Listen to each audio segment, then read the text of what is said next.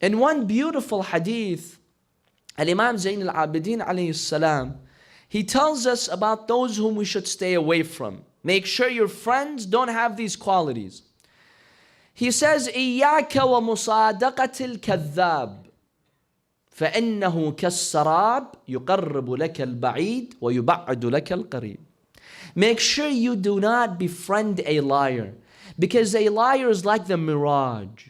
He distorts the reality. What's close, he makes it appear as if it's far, and what's far, he makes it appear as if it's close.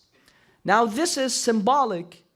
The Imam alayhi salam is saying that this person will not show you the reality. He will confuse you. Because your friend, if he or she has a habit of lying, he will not lie all the times. So you will not know when he or she is lying. If you catch your friend lying frequently, this is a red flag. Realize that this friend is no good to you. Don't make up excuses. Say, no, it's okay. I mean, we all lie. You know, he did it with a good intention. If your friend has a habit of lying, not to you only, to others.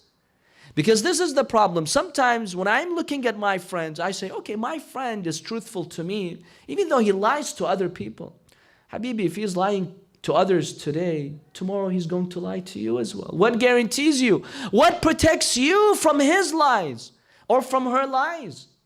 Don't befriend one who is not truthful.